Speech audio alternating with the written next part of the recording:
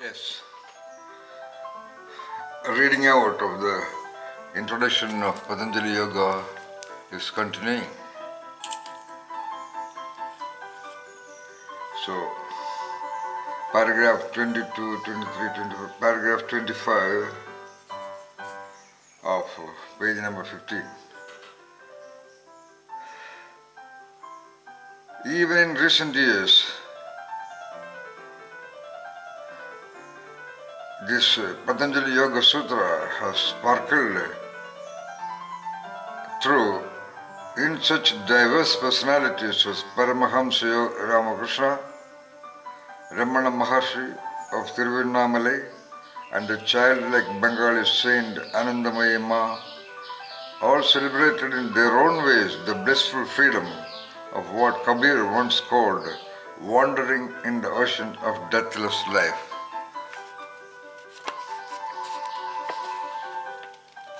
Paragraph 26. The word yoga, from the Sanskrit root yuj, means to join, means unity. The great grammarian Panini, codified Sanskrit in the 4th century BC, tells us that that which unites is called yoga. Panini proceeds to define the word in 3 ways. One is union or samyoga, 2 is coherence or samyama, and 3, the unification of the individual mind with the universal consciousness or samadhi. So according to Panini, yoga comprises union, coherence and merging with the universal consciousness.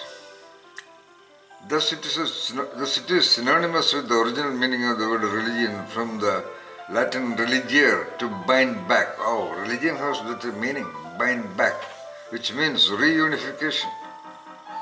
So the introduction writer finds a parallel with the Latin concept religare, R-E-L-I-G-A-R-E, the original root word of religion. Alright.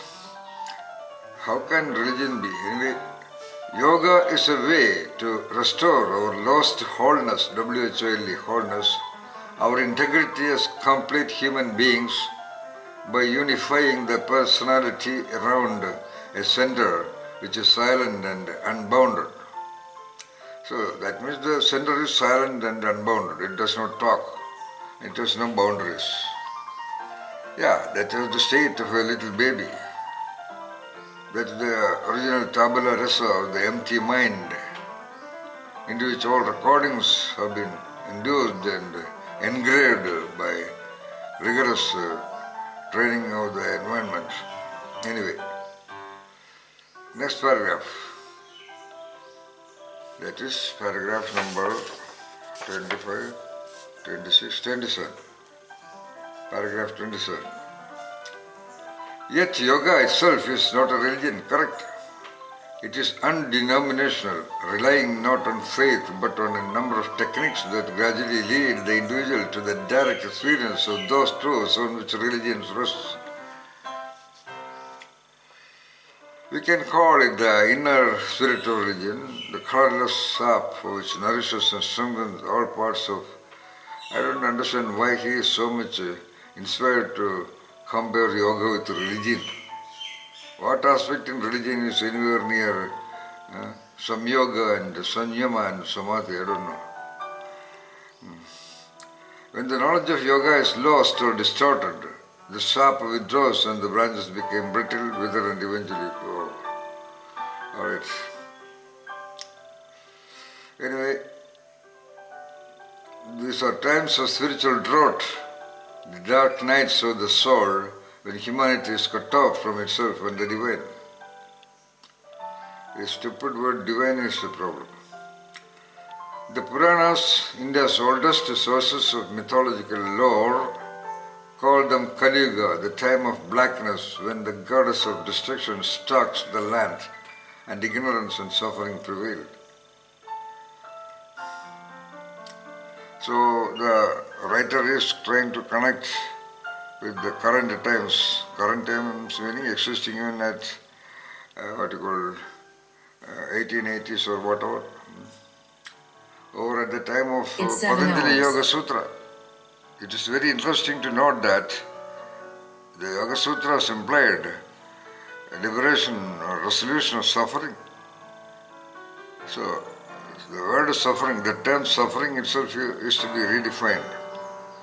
So, people centuries back had suffering. Okay. When Buddha talked about suffering, and people now talk about suffering. What is that suffering?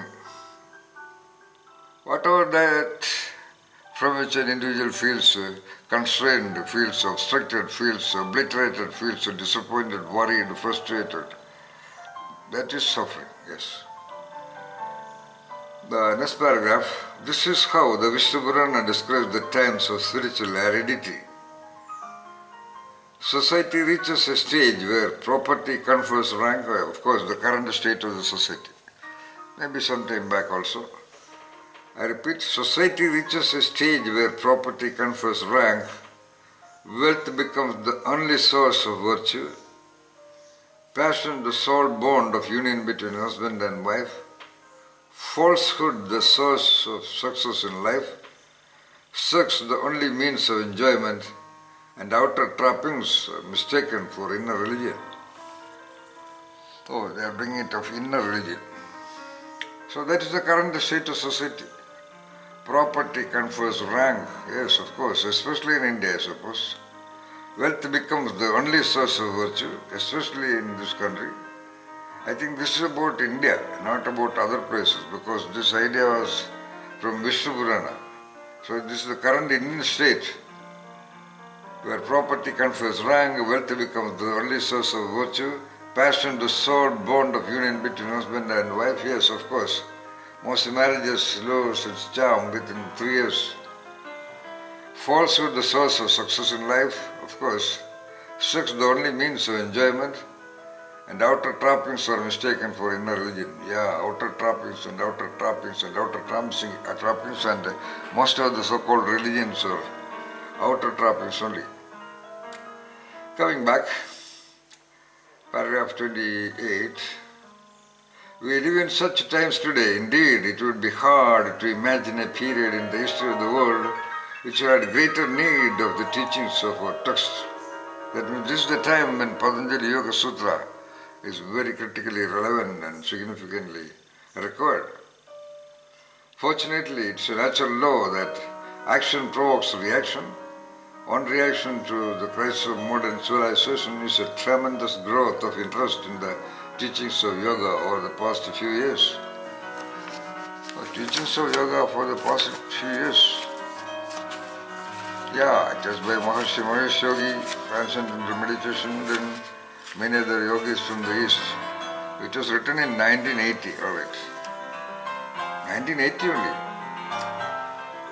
By that time, Vivekananda had gone there, Maharshi Mahesh Yogi had gone there, when Osho was there. Next paragraph. Yoga is relevant to our age because, far from being mystical or otherworldly, it is a teaching firmly grounded in physiological reality and can be understood in contemporary terms. Yeah, it is grounded in physiological reality. That's beautiful. Yeah. As I understand, the people are all focusing their attention on some external, ambiguous, imaginary, illusory source, like a God up in the heaven or things like that. Even what you call universal consciousness is something very undefined, and the people are all focusing on that. Okay.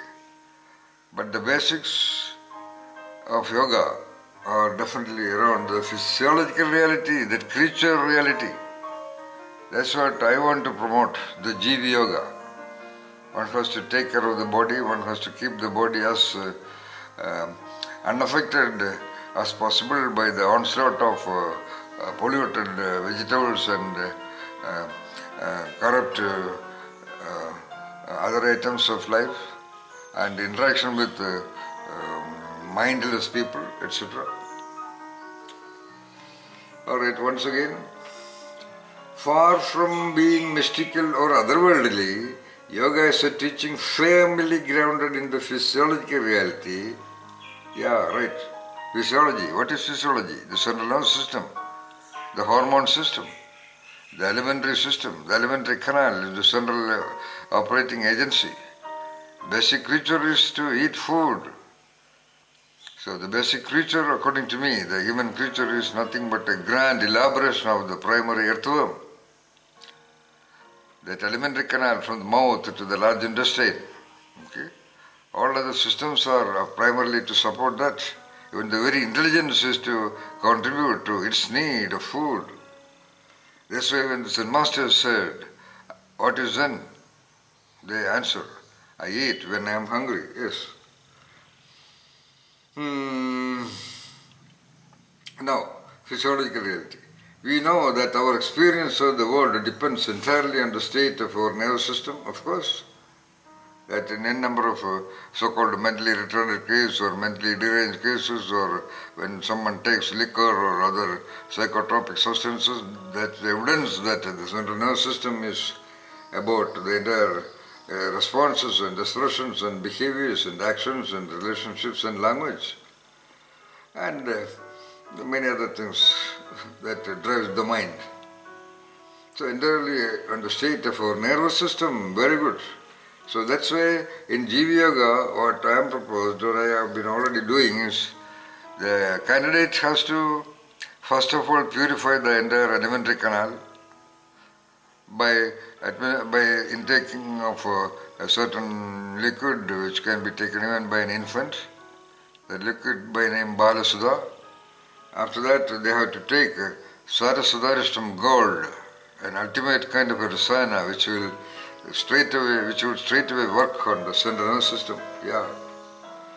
Followed by clarification of the mindsets and the mental traps that prevent the evolution of the human personality, and then followed by lessons in yoga, systematic lessons in yoga by trained yoga master Mantra Rishika Tripura Sundari. Nervous system.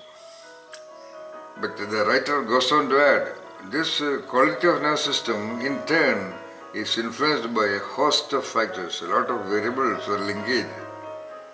That is heredity, diet, environment and so on. Yeah, that's what I said. But the heredity part nobody knows. Yeah, heredity to an extent which I always mention. The kind of, the quality of the mind, the body, intelligence, intellect and spirit of the father body and the mother body. But even if that is restrictive, still there are trillions of neurons in the cerebral cortex. That's enough. That's very much enough for yoga. If the nervous system is fresh and rested, the body will be healthy and the mind alert. So Saraswati Gold will ensure that the central nervous system is completely serviced. As a result, our thought will be powerful and clear, and our actions which are manifested thought will be successful and rewarding. Our actions or manifested thought will be successful and rewarding. Conversely, if the system is tired or strained perhaps because of overactivity or the influence of poor food, then our outlook will be restricted, the mind dull and our actions ineffectual. Our life will become shallow and unsatisfying and negative, etc. That is the suffering. That is the suffering. Suffering of the human being is by poor food and restricted outlook and dull activities. Next paragraph, number 30. The techniques of yoga are methods. Techniques are methods. That itself is a confusion. Let us say the methods of yoga comprise purifying the nervous system so that it can reflect a greater degree of consciousness and our lives can become an increasingly positive force in the world, of course.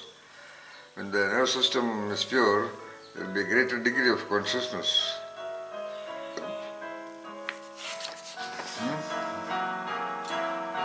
The So, Patanjali Yoga Sutra is suggesting certain methods to revitalize the nervous system, which is a little bit tedious.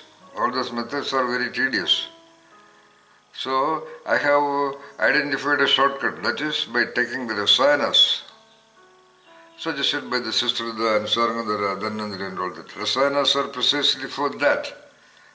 Rasayanas I have been making for the last 15 years to be given to a few of my trainees only. Rasayanas are not medicines. I have repeated this in some of my videos.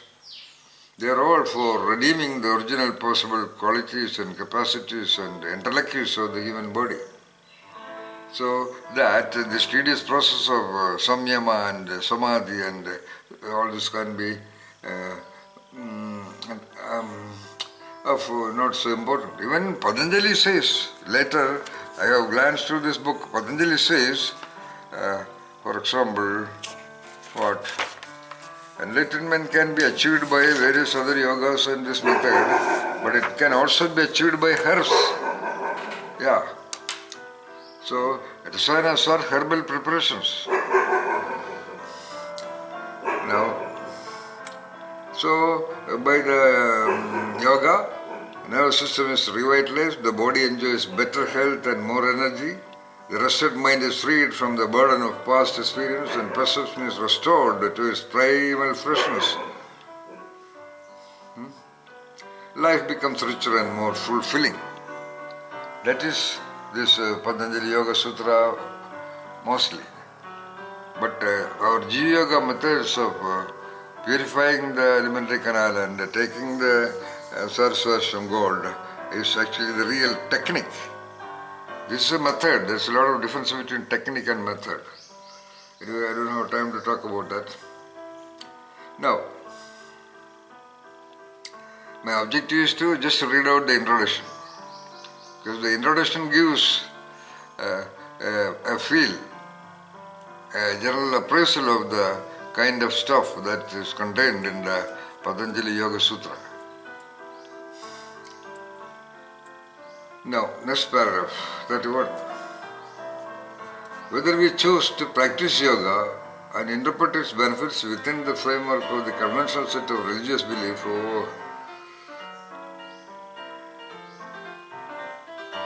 so again he is trying to compare it with religion. So this writer is very intelligent and also the author also is basically a Christian. So he would like yoga to be related with religion and would like to prove that religion also contains the essence of this yoga of Patanjali.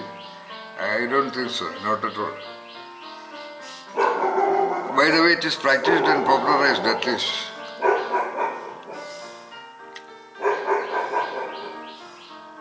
So the author says all the great religions have used the techniques of yoga to lead the mind inwards to that silence which is the heart of the religious life. Who? Maybe the priests may be doing that in the secrecy of their palaces.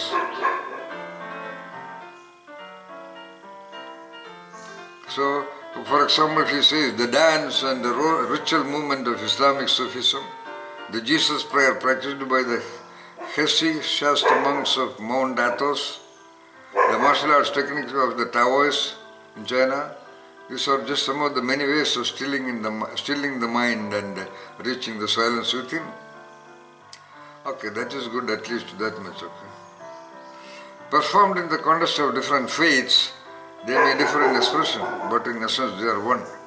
But religion, as it is practiced in a wider level of Christianity or Islam, I don't think it has anything in connection with Patanjali Yoga or very yoga itself. Anyway, this is not to argue against religion, but that is a misleading statement. So those who practice religion, those who have faith in the so-called deities and all that, they would think that they will also achieve union with the self or union with super consciousness. Not at all. There is no evidence in the society.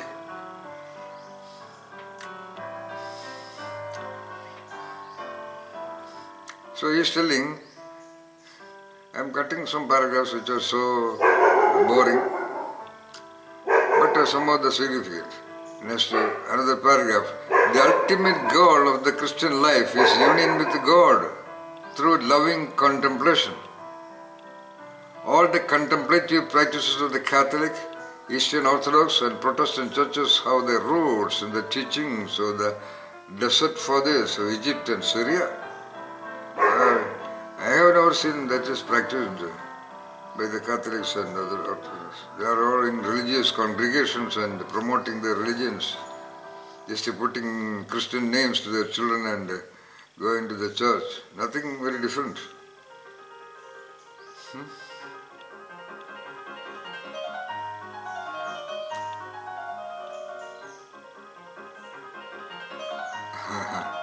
Anyway,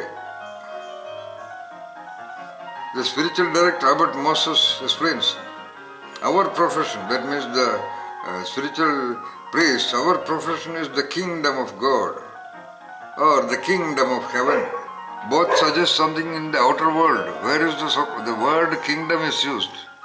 It has its own different clear meanings. Our profession is the kingdom of God or the kingdom of heaven. How? But our immediate aim or target is purity of heart, without which it is impossible for anyone to reach that goal. Yeah, very correct. That is true. It is precisely this purity, in physical terms, the result of a pure nervous system. Yeah, pure nervous system. Which religion is talking about purifying the nervous system? I don't know. And the target of yoga is purification of nervous system. To the yogi, no less than the Christian contemplative, purity is the handmaiden of the divine. Who said? Man of the divine. Purity allows love and love leads to devotion. It is significant that the Yoga Sutras, when referring to the one as an object of devotion, referring to the one or capital, use the word Ishvara. This comes from the root Ish, meaning to own, or to be able, powerful, and means the Almighty, the Lord. As such, it has no sectarian connotations whatever. The devotion can be directed towards whatever aspect of the divine we choose and can never become the monopoly of a particular cult or creed. Yeah, the teachings of yoga are beyond all divisions of time and space. These are all just thesis, okay? Beating around the bush. Unnecessary verbal gymnastics. Yeah. Now, that's enough for this part of the video.